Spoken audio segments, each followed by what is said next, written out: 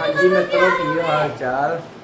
ਅੱਜ ਚੱਲੇ ਆਪਾਂ ਮੇਲੇ ਤੇ ਮੈਂ ਤੇ ਹੋ ਗਿਆ ਤਿਆਰ ਤੇ ਨੰਨੂ ਹਾਲੇ ਤਿਆਰ ਹੋਣਾ। ਨੰਨੂ ਨੇ ਤੇ ਆਪਾਂ ਪੱਲਾ ਤਿਆਰ ਹੋ ਗਏ ਕਿਉਂ ਮੁੰਡੇ ਦੇ ਆਪਾਂ ਨਹਾ ਨੂ ਗਏ ਤੇ ਵਾਲ ਵਾ ਕੇ ਤੇ ਤਿਆਰ ਹੋ ਜਾਂਦੇ ਨੇ। ਤੇ ਆ ਆਪਣਾ ਪਹਾੜੀ ਇਲਾਕਾ। ਹਾਂਜੀ ਮਿੱਤਰੋ, ਆ ਗਏ ਹੋਏ ਆ ਮੇਲੇ ਵਿੱਚ ਆਪਾਂ। ਆ ਨੰਨੂ ਤਿਆਰ ਹੋ ਗਈ ਆ, ਚੈੱਕ ਕਰੋ ਮੇਲਾ। ਨੰਨੂ ਇੱਧਰ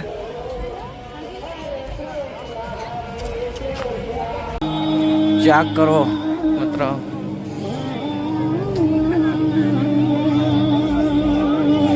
ਇਹ ਕੀ ਹੁੰਦਾ ਨੰਨੂ? ਇਹ ਕੀ ਹੁੰਦਾ? लड़की ले चल रही है। हाँ रस्सी ऊपर है।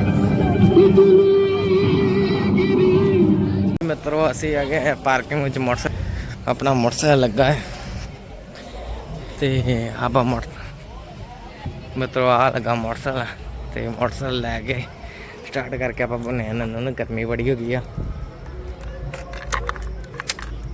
ਮਿੱਤਰੋ। ਆਪਾਂ ਆ ਗਏ ਪਹਾੜੀ ਇਲਾਕੇ ਵਿੱਚ। ਚੈੱਕ ਕਰੋ ਪਹਾੜੀਆਂ ਚੜ੍ਹਦੇ ਵੇ ਵੇਖਾ ਟੇਪਰ।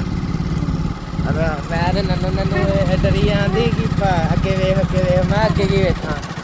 ਬਸ ਕੇ ਰੱਬ ਦੀ ਕਿਰਪਾ ਨਾਲ ਜਾਈ ਜਾਂਦੇ, ਮੋਟਰਸਾਈਕਲ ਚੜ੍ਹੀ ਜਾਂਦੇ। ਚੈੱਕ ਕਰੋ, ਜੇ ਕਿਤੇ ਤੁਹਾਡਾ ਭਰਾ ਪਹਾੜੀ ਭੁੜੀ ਡਿੱਗ ਗਿਆ ਨਾ ਰਸਤੇ ਤੇ ਬਚਾ ਲਿਓ। ਚੈੱਕ ਕਰੋ, ਮੈਨੂੰ ਲੱਗਦਾ ਸ਼ੇਰ ਸ਼ੂਰ ਵੀ ਰਹਿੰਦੇ ਇੱਥੇ।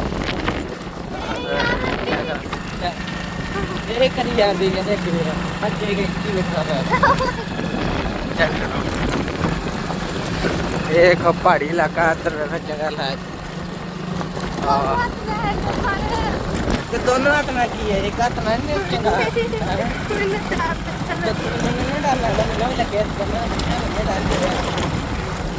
ਚੈੱਕ ਕਰੋ।